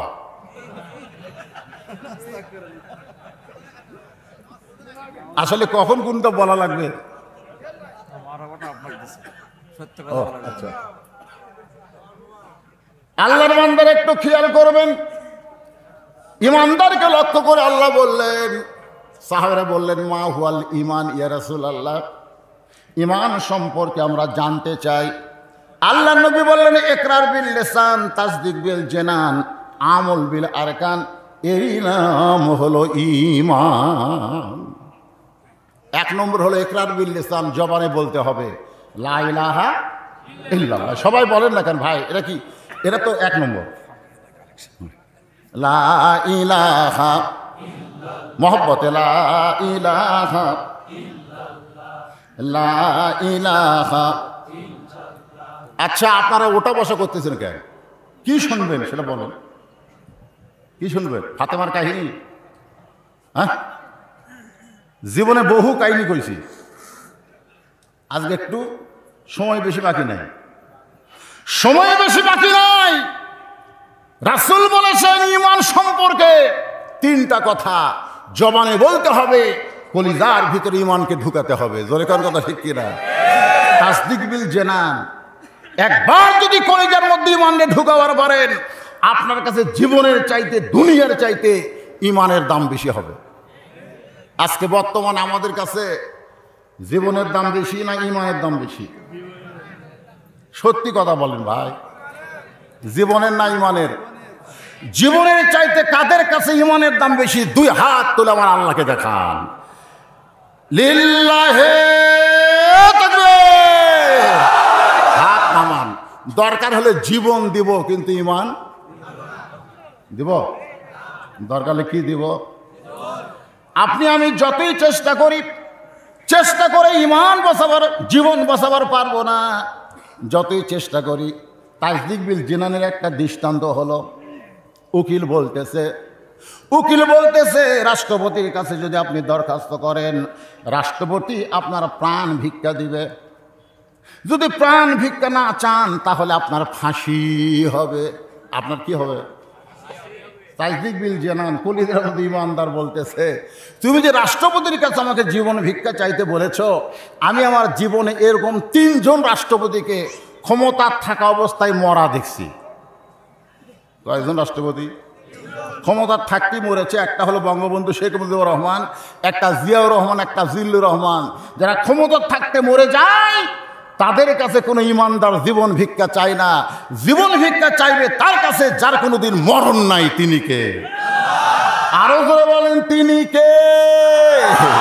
আল্লাহ বলতেছেন ওয়ালা তাকুলু লিমান ইউকতালু ফি সাবিলিল্লাহি আমওয়াতুন বাল আহইয়াউ ওয়ালাকিন লা তাশউরুন। এই বিষয় ভিত্তিক 3টা আয়াতকে নিয়ে আপনাদের সামনে আমি আলোচনা করব। শুনবেন না? এর মধ্যে আমার মা বোনদের কথা আছে। আপনারা হয়তো বলবেন হুজুর তাহলে যে হাজার হাজার মেয়েরা এসে আপনার ওয়াজ শুনতে, এদের ওয়াজ করবেন না? এদের ওয়াজও করব, কারণ মা যদি ভালো না হয় তার পেট থেকে সন্তান কোনোদিন ভালো আশা করা যাবে না। জোরে কোন কথা ঠিক কিনা? একজন খ্রিস্টান নেপোলিয়ান বলেছে, আমি গবেষণা করে দেখেছি, মা যদি ভালো হয় তার সন্তান আল্লাহর ওলি হয়। তা আমি মাহফিল কমিটিদের কাছে আগে বলেছিলাম, বাবা তোমাদের কি কোনো আদায় আছে? তো কয় না হুজুর, কোনো আদায় নাই। আপনি যে কোনো সময় একটা গামছা বা ব্যাগ ছাড়িয়ে দিবার করবেন, আমরা ব্যাগ গামছা নিয়ে ভিতরে ঢুকবো, যাই যা দেয়। তো এইটা আপনাকে ওয়াজ বন্ধ করে আদায় করা লাগবে না, আপনি ওয়াজ করতেই থাকবেন। আর আমাদের ছেলেরা এদের কাছে যায় ওই টাকাগুলো নিবে, আপনারা যারা দিবেন। 1 নম্বর হলো ইকরার বিল লিসান। আমি বললাম যারা আদায় করবেন ভিতরে ঢুকে যান, অনুমতি দিয়ে দিচ্ছি আমি, এটাই অনুমতি। সব কিছুকে ডাইরেক্ট বলা যাবে তাই? এইটুকু বললেই বোঝা লাগবে হুজুর এখন কি হয়। আর আদায়টা শুরু করতে হয় পিছনের দিক থেকে, পিছনের দিক, সামনের দিকে না, পিছনের দিক থেকে আপনারা আদায় শুরু করে সামনের দিকে আসবেন। যিনি যা পারবেন আল্লাহর রাস্তায় দান করবেন এই তাফসিরুল কোরআন মাহফিলের জন্য। আমার ওয়াজ চলতেই থাকবে, অসুবিধা নেই। তাহলে 3 নম্বর হলো আমল বিল আরকান। তুমি যে ইমানদার এইটা তোমাকে আমলের মাধ্যমে প্রকাশ করা লাগবে। আপনাদের কাছে আমার প্রশ্ন হলো, এই শুনেন, খেয়াল করেন, টাকা দিবেন, ওয়াজও শুনবেন। আমল বিল আরকান এটা হলো ইমানদারের শেষের গুণ। আমি যে আল্লাহকে বিশ্বাস করেছি সে আল্লাহর হুকুম অনুযায়ী কি করব? আমল করব। জোরে কান, কি করব? আমল করব। আপনার কাছে আমার প্রশ্ন, ঈমান গ্রহণ করার পরে 1 নম্বর আমলের নাম কি? সবাই বলতেছেন না। ঈমান গ্রহণ করার পরে 1 নম্বর নেক আমলের নাম কি? সালাত, যাকে আমরা নামাজ বলে চিনি জানি। 1 নম্বর হলো নামাজ। আমার মা বোনদের জন্য বলতেছি, মা, পুরুষের জন্য 1 নম্বর হলো নামাজ, আর নারীদের জন্য 1 নম্বর হলো পর্দা। পুরুষের জন্য 1 নম্বর কি? নামাজ, আর নারীদের জন্য 1 নম্বর হলো পর্দা। পর্দা যদি নারীদের না থাকে, মেয়েরা যতই ইবাদত করুক, একটা ইবাদত আল্লাহর দরবারে কবুল হবে না। আমরা ঘরে ঘরে পর্দানিশী নারী চাই, জোরে কোন ঠিক কি না? আল্লাহ কবুল করুক, জোরে কোন আমিন। সেই পর্দার সম্পর্কে আল্লাহ কোরআনে বললেন, অকারণা ফি বুয়ুতিকুন্না ওয়ালা তাবাররাজনা তাবাররুজাল জাহিলিয়াতিল উলা। আরে 10 টাকা 20 টাকা দিবেন, সেই টাকা কি দুনিয়ার ব্যাংকে জমা হবে? বিশ্বাস করা লাগবে। জান্নাতি ব্যক্তি ছাড়া আখিরাতের প্রতি বিশ্বাস না থাকা ব্যক্তিরা কোনোদিনও দান করতে পারবে না। আপনি যেই টাকা দান করবেন ওই টাকা আপনার জান্নাতি ব্যাংকে আল্লাহ অ্যাকাউন্ট করে দিবে। ধরে কোন সুবহানাল্লাহ। বাড়ি গাড়ি সহায় সম্পত্তি এগুলো কি নিয়ে যাওয়া যাবে? একটা গজলের মধ্যে আছে, কিন্তু যেদিন ডাক পড়িবে কবর মাঝে যাইতে, জোগাড় কিছু করছো বন্ধু তার মাঝে বিছাইতে। যে কোনো সময় আমাদেরকে কবরের জন্য ডাক দেওয়া হবে, সেই কবরের পাথেও দুনিয়া থেকে আমাদেরকে জোগাড় করে রওনা দেওয়া লাগবে। ধরে কোন কথা ঠিক কি না? এই জন্য একটু মনোযোগ দিয়ে শুনবেন। পুরুষের জন্য 1 নম্বর নিয়ে আমল হলো নামাজ, আর নারীদের জন্য 1 নম্বর আমল হলো পর্দা। ধরে কোন কয় নম্বর? তবে হাদিস শরীফের মধ্যে আগে নামাজের কথা বলা হয়েছে, মেয়েদের 4টা আমলের কথা বলা হয়েছে। 1 নম্বর হলো নামাজ, 2 নম্বর হলো রমজান মাসের রোজা, 3 নম্বর সুচিত্রের হেফাজত পর্দা করা, আর 4 নম্বর স্বামীর খেদমত করা, স্বামীর কথা মতো চলা। আল্লাহ নবীর মেয়ে ফাতেমা নবীর কাছে এসে বলতেছে, বাবা, মেয়েদের জন্য যে 4টা আমলের কথা বললেন, এই 4টা আমলের মধ্যে সবচাইতে গুরুত্বপূর্ণ আমল কোনটা? 4টাই তো আমল, 4টাই তো আল্লাহর হুকুম, কিন্তু সবচাইতে গুরুত্বপূর্ণ হুকুম কোনটা? আল্লাহ নবী বলেন, ফাতেমা, 24 ঘন্টার মধ্যে 5 বার নামাজ আদায় করলে নামাজের হক আদায় হয়ে যাবে। মেয়েদের জন্য ওয়াজ করতেছি। 24 ঘন্টার মধ্যে কয়বার? এজলতন কয়বার? 5 বার নামাজ আদায় করলে নামাজের হক আদায় হয়ে যাবে। 12 মাসের মধ্যে 1 মাস রমজান মাসে রোজা করলে রমজানের হক আদায় হয়ে যাবে। স্বামী যখন কাছে থাকবে স্বামীর হুকুম মেনে চলতে হবে, স্বামীর খেদমত করা লাগবে। ও ফাতেমা, কিন্তু পর্দা যেই হুকুমটা আল্লাহ নারীদের জন্য করেছেন, এটা কোনো সিজনাল হুকুম না, এটা হলো সব সময় পর্দায় থাকা লাগবে। আপনারা বলেন তো, পর্দা কি বছরে 1 মাস? 24 ঘন্টার মধ্যে 5 বার পর্দা, না সবসময় পর্দা? সঙ্গে সঙ্গে ফাতেমা মাথায় কাপড় টেনে দিলেন। আল্লাহ রাসূল বলেন, ফাতেমা, মাথায় কাপড় টানলে কেন? মেয়েদের পর্দা করতে গেলে মাথায় কি দেওয়া লাগবে? কথা কয় না। এই জন্য মেয়েরা, আপনাদের এলাকায় মেয়ে মানুষ মারা গেলে কয় কাপড়? 5টা। আমার এলাকার এক মেয়ে মানুষ ভোটে নাম আছে, ভোটে ভাইস চেয়ারম্যান। যতগুলো পুরুষ মানুষ যাচ্ছে সবাইকে হাত ধরে বলতে, তো ভাই আমাকে একটা ভোট দেওয়া লাগবে, আমার মার কাছে একটা ভোট দেওয়া লাগবে। পুরুষ মানুষের হাত ধরে বুকের সঙ্গে লাগাই বলে, ভাই ওয়াদা করেন, দিবেন কেন? আমি দেখলাম এই মহিলা তো আমার কথা শুনবে না। ওর স্বামীর কাছে গিয়ে বললাম, ভাই আপনার বউ যদি মরে যায় আপনি কয় কাপড় দিবেন? ও কয়, হুজুর আমার বউ কেন, আপনার বউ মরলেও তো আমার বউ মরলেও তাই। আমি বললাম, কয় কাপড় দিবা? বলে 5 কাপড়। যেই মেয়েটা মারা গেলে 5 কাপড় দিবা, সেই মেয়েটা পরপুরুষের হাত ধরে দেহের মধ্যে ঠেকায় আর ভোটটা দেওয়াই লাগবে। এরকম মেয়ে মানুষ আছে না? মেয়ে যেরকম আছে না? নাই। আমি সমস্ত মায়েদের জন্য বলতেছে, মা একটু মনোযোগ দিয়ে শোনেন। সঙ্গে সঙ্গে ফাতেমা মাথায় ঘোমটা টেনে নিল। রাসূল বলেন, ফাতেমা ঘোমটা দেওয়ার কারণ কি? ফাতেমা বলতেছে, বাবা এই মুহূর্ত থেকে আমি পর্দার ভিতরে ঢুকে গেলাম।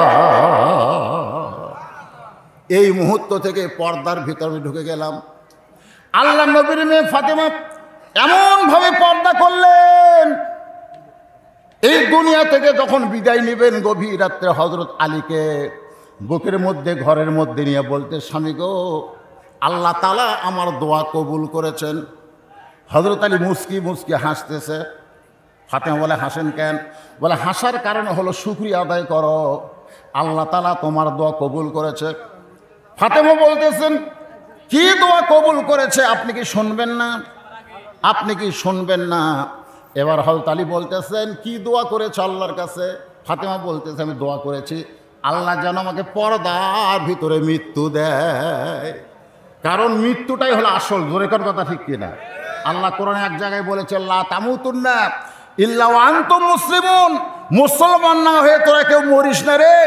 মুসলমান হয়ে যদি মরতে চাই, যেভাবে চলতেছি, যেভাবে সমাজ ব্যবস্থা চলতেছে, এই অবস্থায় মুসলমান হয়ে মরা যাবে না। জোরে কোন কথা, ঠিক কিনা? আজকে ফিলিস্তিনের দিকে তাকায় দেখেন, মুসলমান হয়ে মরার জন্য তারা কি করতেছে। আর আমরা বাংলাদেশের মুসলমান একটু কষ্ট করে কোরআনের কথাগুলো আমরা শুনতে চাই না। একটু মনোযোগ দিয়ে কথাগুলো শুনবেন। যদি কেউ উঠে যায়, আপনি ফাঁকা জায়গাটা সাথে সাথে পুরা করে দিবেন, ফাঁকা হইলে পিছনে হয়ে যাক, কোনো সমস্যা। কিন্তু মাঝে মাঝে ফাঁকা রাখবেন না। ওই ফাঁকের মধ্যে শয়তান বসে আপনার মনটাও বলবে, তুইও চল, কে এই ওয়াজকে শোনা যাবে না? বগুশীদের ওয়াজ রেকর্ড হচ্ছে, পরে আমরা ইউটিউবে শুনবো। রাত জায়গা শোনার দরকার কি? আপনাকে বুঝা দিতে পারে শয়তান জান্নাতের মধ্যে ঢুকে মা হাওয়াকে ওয়াসওয়াসা দিছে। জোরে কোন কথা, ঠিক কিনা? ওই গাছের ফল খা। তাহলে জান্নাতের মধ্যে যদি শয়তান ঢুকতে পারে, এই জান্নাতের বাগানে শয়তান ঢুকতে পারে কি পারে না? জোরে কোন, পারে কি পারে না? এই জন্য যাক, হাজার হাজার লোকের দরকার নাই। উহুদের যুদ্ধে সাহাবীদের মধ্যেও শয়তান ঢুকে ধোকা দিয়েছে। জোরে কোন কথা, ঠিক কিনা? আর বদরের যুদ্ধে 313 জন শয়তান ধোকা দেবার পারে নাই, যুদ্ধে আল্লাহ বিজয় দিয়েছে। জোরে কোন সুবহানাল্লাহ। এই জন্য আমরা যারা বসে আছি, মনোযোগ দিয়ে কথাগুলো শুনবেন। আলী বলতেছেন, ফাতেমা সারা জীবন পর্দা করেছো, তোমার দোয়া আল্লাহ কবুল করেছে, তাহলে আনন্দ করে আলহামদুলিল্লাহ বলো। ফাতেমা বলে, স্বামী গো, দোয়া যে আল্লাহ পর্দার মধ্যে কবুল করলো, পর্দার মধ্যে আমার মৃত্যু হবে, এই মৃত্যুটা কবে হবে সেইটাকে আপনি জানেন? আলী বলে, ফাতেমা রে, কার কখন মৃত্যু হবে এটা একমাত্র আল্লাহ ছাড়া দুনিয়ার কেউ বলতে পারে না।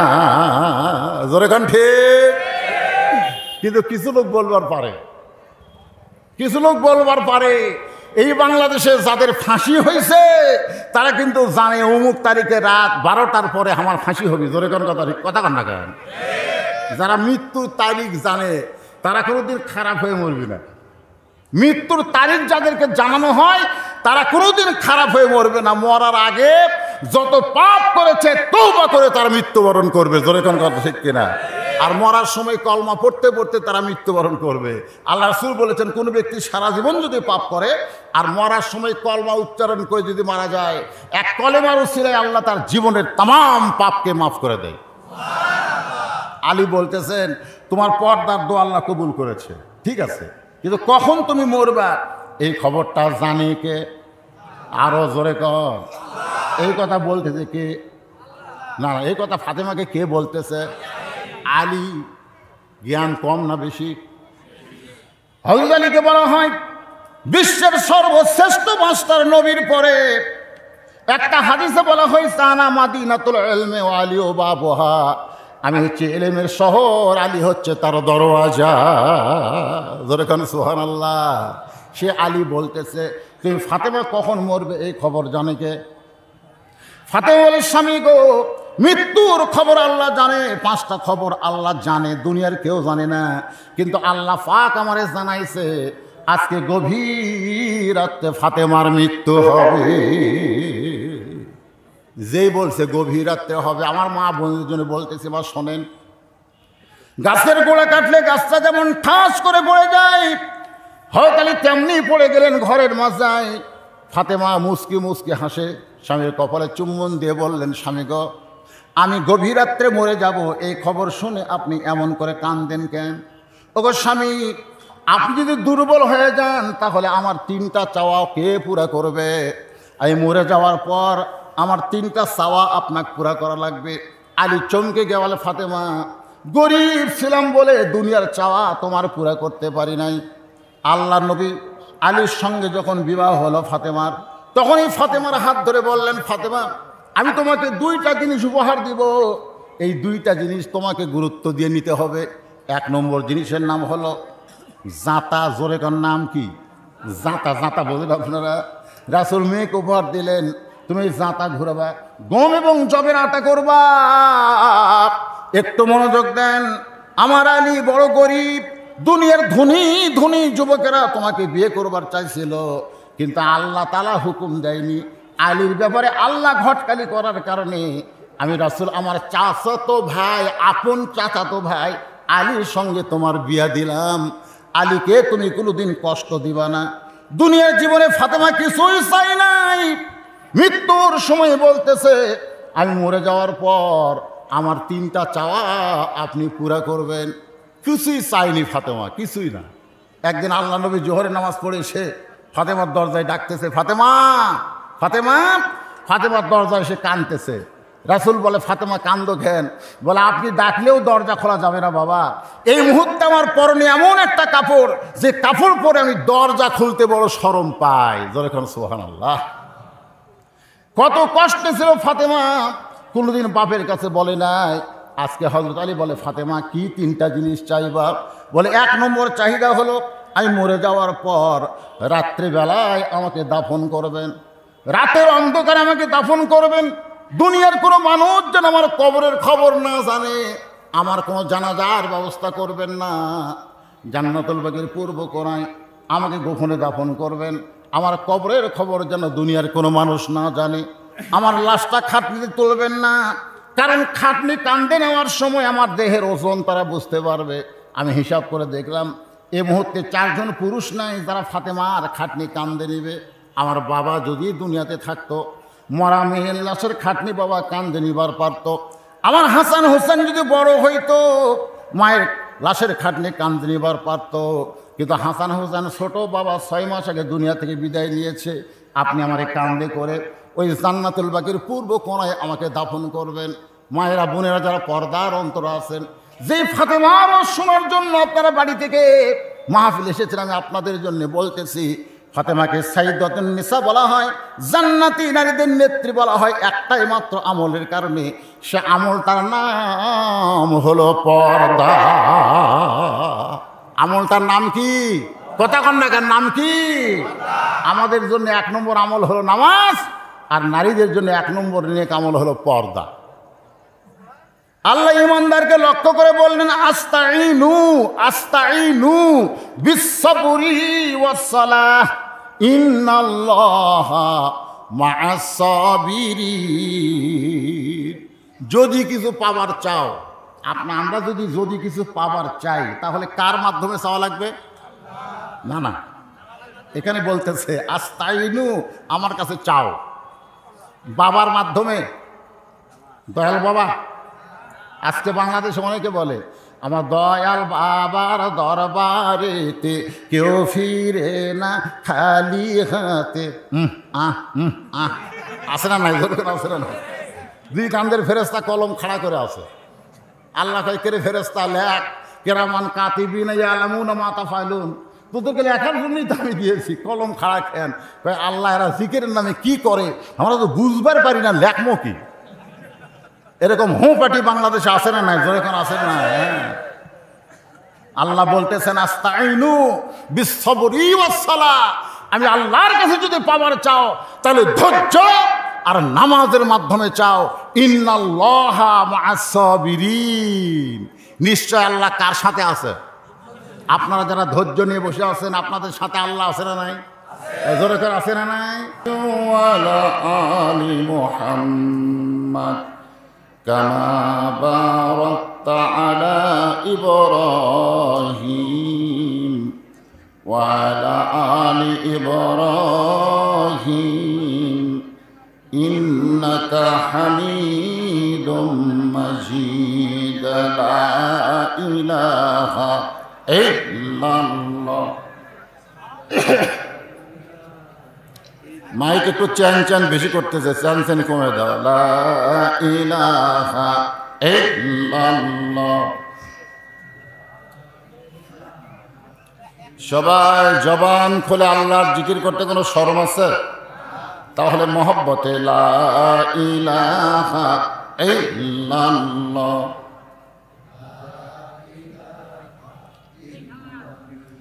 চাঁদ শুরু যার গ্রহ তারা আল্লাহ নামের পাগল পারা। চাঁদ শুরু যার গ্রহ তারা আল্লাহ নামের পাগল পারা। আমার আল্লাহ নামের এতই দয়া, আল্লাহ নামের এতই মায়া, লুকিয়ে রাখছেন হে আল্লাহ জোরে লা ইলাহা ইল্লাল্লাহ।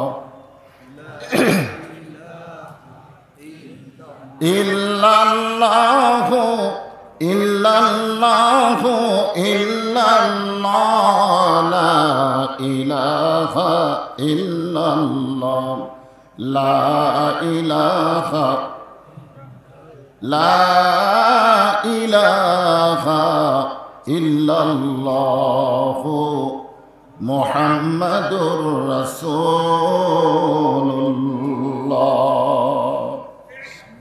রাসূলের মহব্বতে জবান খুলে সকলে বলি সাল্লাল্লাহু আলাইহি ওয়াসাল্লাম।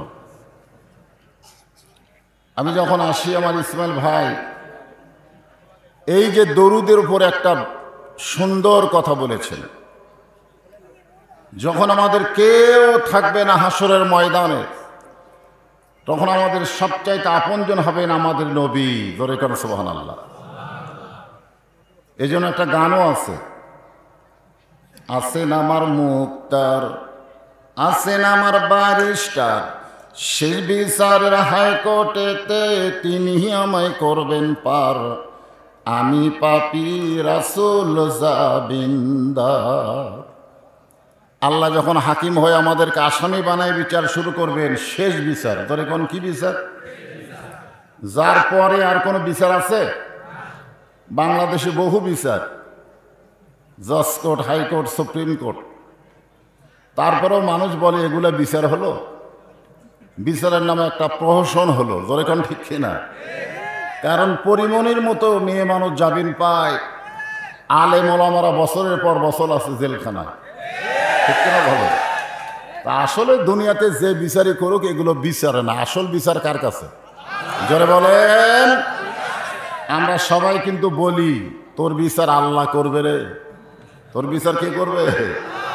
আজকে যারা বিচারপতির আসনে বসে বিচারের নামে খেল তামাশা করতেছে তাদের বিচার আছে না নাই? ওই সময় আল্লাহ তাআলা আমাদের নবীকে উকিল হওয়ার, ব্যারিস্টার হওয়ার তৌফিক দিয়ে দেবেন। আমাদের ব্যাপারে নবী ওকালতি করবেন, তার দরুদ শরীফ নিয়ে। জোরে কেন সুবহানাল্লাহ। সেই দরুদ পড়তে আপনাদের কোনো আপত্তি আছে? নবীর নাম যখন উচ্চারণ হবে, বক্তা বলুক আর কেউ বলুক, জবান খুলে বলবেন সাল্লাল্লাহু আলাইহি ওয়াসাল্লাম। তকিপুর সরকারি প্রাথমিক বিদ্যালয় ময়দানে তকিপুর যুবকদের কর্তৃক আয়োজিত দ্বিতীয়তম তাফসিরুল কোরআন মাহফিলে আল্লাহ তাআলা যিনাকে সম্মানিত সভাপতির আসনে কবুল করেছেন, আলহাজ মোহাম্মদ আহসান হাবিব, তিনি শিক্ষক মানুষ। আজকের এই মাহফিলের সম্মানিত সভাপতিকে অন্তরের অন্তঃস্থল থেকে আমি শুভেচ্ছা জ্ঞাপন করছি। সম্মানিত সহ সভাপতির আসনে যিনাদের নাম রয়েছেন সকলকেই অন্তরের অন্তঃস্থল থেকে আমি শ্রদ্ধা জ্ঞাপন করছি।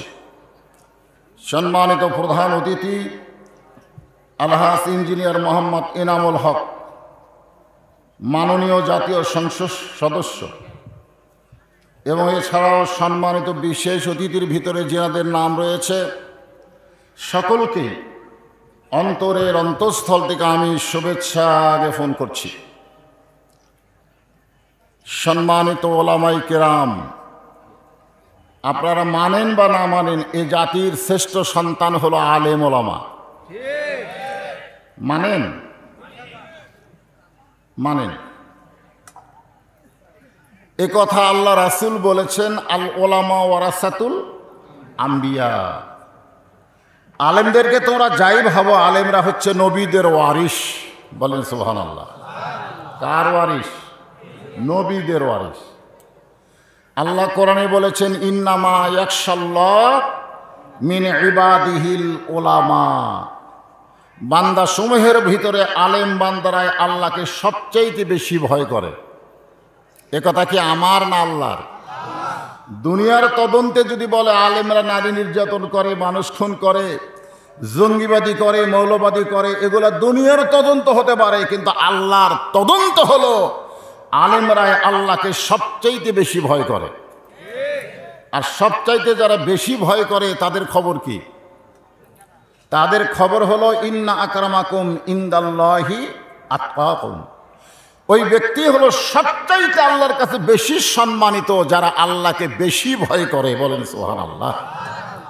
যে সমস্ত আলেম ওলামা আপনাদের মাঝে মাঝে বসে আছেন, মঞ্চে উপবিষ্ট আছেন, মাগরিবের নামাজের পর থেকে এ পর্যন্ত যিনারা আপনাদের সামনে আলোচনা করলেন, বিশেষ করে আমার ভাই আলহাজ মোহাম্মদ ইসমাইল হোসেন আল হোসাইনি সহ সমস্ত আলেম ওলামাকে আমি অন্তরের অন্তঃস্থল থেকে শুভেচ্ছা জ্ঞাপন করছি। আমার সামনে যারা বসে আছেন, যারা দাঁড়িয়ে আছেন, আমরা সবাই বাংলাদেশি। জোরে কোন, কোন দেশি? আপনারা জানেন গোটা পৃথিবীর ভিতরে সবচাইতে ঘন বসতি দেশের নাম হলো বাংলাদেশ। ছোট্ট একটা দেশে 18 কোটি মানুষ বসবাস করে। কিলবিল কিলবিল করে। মানচিত্র দেখেন, বিশ্ব মানচিত্রে বাংলাদেশের অবস্থান কত ছোট, অথচ এই দেশে 18 কোটি মানুষ বসবাস করে। সবচাইতে ঘন বসতি দেশের নাম কি? বাংলাদেশ। এরপরেও 12 লক্ষ রোহিঙ্গা মুসলমানকে জায়গা দিছে কোন দেশ? বাংলাদেশ। কারণ আমরা যত ঘনবসতি হই না কেন, আমরা জায়গা দিতে ভালোবাসি। রোহিঙ্গা মুসলমানকে যদি জায়গা দিবার পারি, যারা দাঁড়িয়ে আছে এরা কি রোহিঙ্গা? হ্যাঁ, এরা তো আমাদেরই ভাই। ওদের জায়গা দেওয়ার জন্য একটু জমে জমে বসার দরকার আছে না নাই? কারোর সামনে যদি সামান্যতম জায়গা থাকে, আল্লাহর হস্তে আপনারা একটু জমে জমে বসেন। এই সুযোগে যারা দাঁড়িয়ে আছেন তারা বসার চেষ্টা করেন। যারা দাঁড়িয়ে আছেন এবং বসে আছেন সকলকেই অন্তরের অন্তঃস্থল থেকে আমি শুভেচ্ছা জ্ঞাপন করছি। সম্মানিত মা বোনেরা, পর্দার অন্তরালে বসে বসে যারা আলোচনা শুনতেছেন তাদেরকে শ্রদ্ধা জ্ঞাপন করে এই মুহূর্তে জানতে চাচ্ছি আপনারা সকলে কেমন আছেন? আলহামদুলিল্লাহ, মাশাআল্লাহ। আপনারা কেউ শুনবার না চাইলেও এখান থেকে একজন খুব জোরে গলায় বলেছে, আপনি কেমন আছেন হুজুর? কারণ বর্তমানে সবাই ভালো থাকলেও অনেক আলেমেরা খুব একটা ভালো থাকতে পারতেছে না, জোরে এখন ঠিক কিনা? এটা সবাই না, এটা সবাই না। মাইকওয়ালা ভাই এখানে নাই, কোথায়? আমি ওনাকে বললাম একটু চ্যানচেনি বন্ধ করেন, আমার গলা মোটা তো, মোটা সাউন্ড দেন, জনগণের সুবিধা হবে। চ্যানচেনি সাউন্ড হলে কেউ বুঝতে পারবে, কেউ পারবে না। এই মুহূর্তে আপনারা যে জায়গার মধ্যে বসে আছেন এটা প্রাইমারির মাঠ, ঠিক না? কিন্তু এখন প্রাইমারির মাঠ নাই। যতক্ষণ কোরআন হাদিসের তাফসীর হবে ততক্ষণ পর্যন্ত এই মাঠ হয়ে যাবে জান্নাতের বাগান।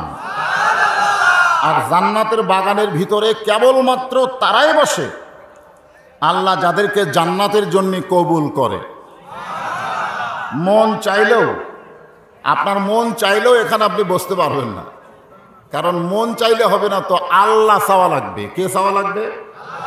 আল্লাহ চাইতে হবে। এ কথা আমার না, এ কথা আমার আল্লাহ বলেছেন, মা সাবাকা মিন হাসানাতিন ফামিনাল্লাহ। বান্দা বান্দির দ্বারা যখন ভালো কোনো কাজ হয়, এ কাজ বান্দা বান্দি করে না, বরং আল্লাহ করায়। এই মুহূর্তে আপনারা যে জায়গায় বসে আছেন, এই বসাটা ভালো কাজ না খারাপ কাজ? জোরে বলেন, ভালো না খারাপ? তাহলে কোরআনের আয়াত অনুযায়ী এখানে আপনারা বসলেন না আল্লাহ বসাইলেন? যে আল্লাহ আমাদেরকে দয়া করে, রহম করে, শারীরিক সুস্থতা সহকারে আজকের জান্নাতের বাগানে কবুল করলেন, আমরা সে আল্লাহর ওপর একটু খুশি না বেজার? তাহলে জবান খুলে সমস্যারে এই সবাই বলবেন, রব্বানা লাকাল হামদ হামদান কাসীরান তাইয়িবান মুবারাকান ফীহি। আমরা প্রশংসা করলাম কার? কেন করলাম? এমনি এমনি এমনি এমনি এই কারণেই প্রশংসা করলাম যে আল্লাহ তাআলা আমাদেরকে দয়া করে, রহম করে মুসলমানের ঘরে মুসলমান হিসাবে কবুল করেছেন। কে দয়া করছেন? আল্লাহ। আল্লাহর প্রশংসা করার কারণ হলো আল্লাহ বিশ্ব নবীর উম্মত হিসাবে আমাদেরকে কবুল করেছেন। সুবহানাল্লাহ বলেন। আল্লাহর প্রশংসা করার অন্যতম কারণ হলো হিদায়াত স্বরূপ আল্লাহ তাআলা নির্ভেজাল একটা কিতাব আমাদেরকে দান করেছেন, যে কিতাবের নাম হলো আল কোরআন। যেই কিতাবের শুরুতে আল্লাহ বলেছেন, জালিকাল কিতাবু লা রাইবা ফি, এই কিতাবের মধ্যে কোনো সন্দেহ নাই। এই কথা বলে যদি আল্লাহ, আবু জেহেল দাঁড়ায় দাঁড়ায় শুনছে। আল্লাহ রাসূল যখন কোরআন তেলাওয়াত করেছে, 1 নম্বর শ্রোতার নাম হলো আবু জেহেল। রাতের অন্ধকারে চুপি চুপি কোরআন তেলাওয়াত শুনেছে। সকালবেলায় মিটিংয়ে গিয়ে বলেছে, এত সুন্দর কোরআনের বাণী, আমার রাতটা কোন দিক দিয়ে গেল আমি বুঝবারই পারিনি। সুবহানাল্লাহ বলেন না? কোরআনের পক্ষে ভাষণ দিচ্ছে কে? আবু জেহেল। এত সুন্দর কোরআনের বাণী, রাতটা কোন দিক দিয়ে গেল আমি বুঝবারই পারিনি। আমরা কিন্তু বুঝবার পারি, বারবার ঘড়ি দেখি, জোরে কোন ঠিক কিনা? এখন রাত কত বাজলো? বুঝলো সেই 10:30টার সময় আসলো, উঠতে উঠতে 11টা হলো, কয়টা পর্যন্ত ওয়াজ হবে, বারবার আমরা ঘড়ি দেখি, জোরে কোন ঠিক কিনা? আমরা মসজিদের মধ্যে ঘড়ি দেখি, কিন্তু হাট বাজার আমরা ঘড়ি দেখি না। যেই ঘরের মধ্যে ঢুকতে গিয়ে আপনি বললেন আল্লাহুম্মা আফতাহ লি আবওয়াবা রাহমাতিক, ওই ঘরে গিয়ে যদি 5 মিনিট পরে জামাত শুরু হয়, 4 বার ঘড়ি দেখি। নিজে ঘড়ি দেখার পরে সন্দেহ হচ্ছে, পাশের জনকে বলি, ভাই এখন কত বাজে? বলে আরো 2 মিনিট বাকি আছে। তখন আফসোসের সুরে বলতে থাকি, আজকে ঘড়ি লড়তেছে না। তোর এখন কথা ঠিক কিনা? অথচ ওই মানুষটা কেশরহাট বাজারে গেল, ঘন্টার পরে ঘন্টা আড্ডা গুলি মারতেছে, একবারও ঘড়ি দেখে না। কোরআনের মাহফিল আমরা সময়ের দিকে খেয়াল করি, বাংলাদেশের গান বাজনায় গিয়া সারা রাত পাড়ি দিয়ে আমরা সময়ের দিকে খেয়াল করি না। দরকার কথা ঠিক কিনা? হ্যাঁ। আবু জেহেল কোরআনের পক্ষে বলতেছে, এত সুন্দর কোরআনের বাণী, আমার রাতটা কোন দিক দিয়ে গেল আমি বুঝবারই পারিনি। আবু সুফিয়ান বলতেছেন, এটা যে কোরআন শুনতে শুনতে গোটা রাত আপনার চলে গেল, আপনি বুঝতে পারলেন না। সেই কোরআন গ্রহণ করলে অসুবিধা কোন জায়গায়? যে কোরআন শুনতে শুনতে রাত চলে গেল, আপনি বুঝবার পারলেন না, সেই কোরআন গ্রহণ করতে অসুবিধা কোন জায়গায়? আবু জেহেল বলতেছে পরিবেশ খুব একটা ভালো না, তুই যে কথা শুনবার চাইছিস এটা জোরে বলা যাবে না, পরিবেশ খুব একটা ভালো না, জোরে বলা যাবে না, তোর কানটা আমার মুখের কাছে দে। আজকে বাংলাদেশে এমন পরিবেশ আসতেছে যে হক কথার জোরে বলা যাচ্ছে না, জোরে কেন কথা ঠিক না? কানে কানে কানে কানে। তো কিছুদিন আগে ডিবির এক লোক বলতেছে, হুজুর আপনার যে মোবাইল নম্বর ব্যবহার করেন সেই মোবাইল নম্বরের রেকর্ড আমাদের কাছে আছে। আমি বললাম কেমনি? এখন আপনার সঙ্গে কে কথা বলে, কোন চুক্তি করে, সব আমাদের কাছে চলে আসে। এখন কানে কানে যে কথা বলবেন সেটাও পর্যন্ত একজনের কাছে চলে যায়। এমন একটা ডিজিটাল কায়দা, ধরে কোন ঠিক কিনা? আলেমরা হয়েছে বেকায়দা, ধরে কোন কি কায়দা? চোর ডাকাতের, বদমাইশের, দুর্নীতিবাজের, লুটেরাদের কোনো তালিকা নাই, আলেমদের তালিকা হচ্ছে, ধরে কোন কথা ঠিক কিনা? হ্যাঁ। তো পরিবেশ খুব একটা ভালো না, কানটা মুখের কাছে দাও। তো আবু সুফিয়ান যখন আবু জেহেলের মুখের কাছে কান দিয়েছে, তখন ফিস ফিস করে বলতেছে, এই কোরআনকে যদি গ্রহণ করা হয় তাহলে আমার মতো মানুষের ভুয়া নেতৃত্ব চলবে না। আমি যে ভুয়া নেতা এটা কোরআন গ্রহণ করলে বোঝা যাবে। আমি যে ভুয়া নেতৃত্ব দিচ্ছি এটা কোরআন গ্রহণ করলে বোঝা যাবে, কোরআন শুনলে বোঝা যাবে না, কোরআন মানলে বোঝা যাবে। ধরে কোন কথা ঠিক কিনা?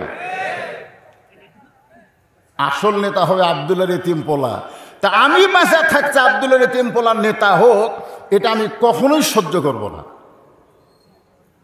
আল্লাহ তাআলা কোরআনে আয়াত নাজিল করলেন, সামিনা ওয়া তাআনা। খালি আবু জেহেলের মতন শুনলে হবে না, ওইটাকে বাস্তব জীবনে গ্রহণ করা লাগবে। ধরে কোন কথা ঠিক কিনা? আজকে বাংলাদেশে তাফসীরুল কোরআন মাহফিল হয়, মনে হয় মাহফিলের কলেরা লাগছে। ধরে কোন কি লাগছে? হ্যাঁ। আজকে কেশরহাটে আসার পরে শুনলাম পাশেই তারেক মনোয়ার আসতেছে। আমি আবার এখানে করতেছি, পাশে হয়তো আর একজন আছে না নাই? ধরে কোন আছে না নাই? মানুষও কম হয় না। এই জন্য আল্লাহ বললেন হুদাল্লিল মুত্তাকিন, বেকায়দা। কোরআন থেকে সবাই হেদায়েত পাবে না, কেবলমাত্র মুত্তাকি বান্দা বান্দি যারা আল্লাহর কোরআনের হেদায়েত পাবে তারা। এখন আমরা কি এত শুনি, আমাদের ভাগ্যে হেদায়েত হয় না কেন? তার মানে বোঝা গেল আমরা আবু জেহেলের মতন শুনি, গ্রহণ করার নিয়তে শুনি না। ধরে কোন ঠিক কিনা? আমার ইসমাইল ভাই নেতার নেতৃত্বের গুণাগুণ আমার রাসূলকে তুলে ধরলেন। সবাই রাসূলের সুপারিশ চাই, কিন্তু নবীর সুন্নত মানার ব্যাপারে আমাদের আপত্তি। ধরে কোন ঠিক কিনা? আপত্তি আছে না নাই? ধরে কোন আছে না না? সবাই নবীরে ভালোবাসে, কিন্তু নবীর আদর্শ গ্রহণ করতে মন চায় না। আজকে যে আয়াতে কারিমা কয়েকটা আমি তেলাওয়াত করেছি, এর উপরে আমার আলোচনা হবে। তো আলোচনা যারা আমরা শুনতে এসেছি, গ্রহণ করার নিয়তে একটু শুনবো, রাজি আছেন? তাহলে আপনি আবু বক্কর হবেন। আবু বক্কর, আবু বক্কর শুনেছে, গ্রহণ করেছে। আবু জেহেল শুনেছে, গ্রহণ করেনি। আমরা কি আবু জেহেলের দল না আবু বক্করের দল? আবু বক্করের দলে যদি যাবার চাই, আল্লাহ বলতেছেন ফাযকুরুনি আযকুরুকুম ওয়াশকুরুলি ওয়ালা তাকফুরুন। আল্লাহ আমাদের সকলের জন্য কবুল করুক। সকলে বলে আল্লাহুম্মা আমিন। জোরে বলে আল্লাহুম্মা আমিন। আস্তাগফিরুল্লাহ আল্লাযী লা ইলাহা ইল্লা হুয়াল হাইয়ুল কাইয়্যুম ওয়া আতুবু ইলাইহি। হ্যাঁ, এখানে একটা কাগজ পাওয়া গেছে, বাংলাদেশ জামাত ইসলামের পক্ষ থেকে নগদ 2000 টাকা আজকের মাহফিলে দান করা হয়েছে। আল্লাহ দানকে কবুল করেন। জোরে কোন আমিন। আরে ভাই বসেন, সবাই বসেন। এতক্ষণ ওয়াজ শুনতে পারলাম, আর 2 মিনিট একটু আল্লাহর কাছে।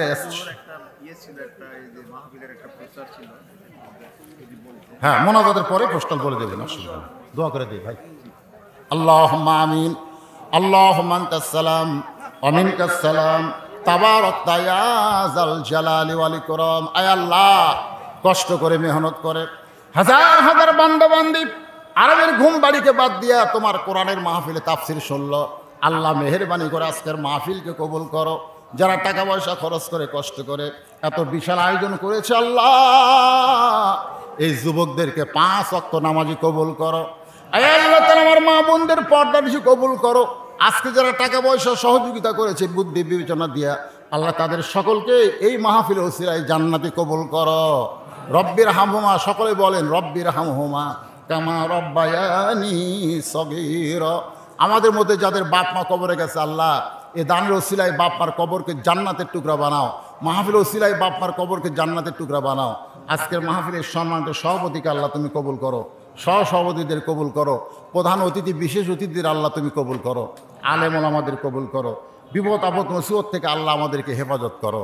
আল্লাহ কোরআনের মাহফিল আমরা বসেছি, শুধু শুনবো না, কোরআন মোতাবেক আমরা চলতে যেন পারি। আল্লাহ কোরআনের বিজয় দাও বাংলাদেশে, জোরে কান আমিন। আল্লাহ একদিন আমরা দেখব এই বাংলাদেশ কোরআনের দেশ আল্লাহ কবুল করেছে। এই দৃশ্য দেখার মতন সুযোগ আল্লাহ আমাদেরকে দান করে দাও। সুবহান রাব্বিকা রব্বিল ইজ্জাতি আম্মা ইয়াসিফুন ওয়া সালামুন আলাল মুরসালিন ওয়ালহামদুলিল্লাহি রাব্বিল আলামিন বিরহমাতিকা ইয়া আরহামার রাহিমিন।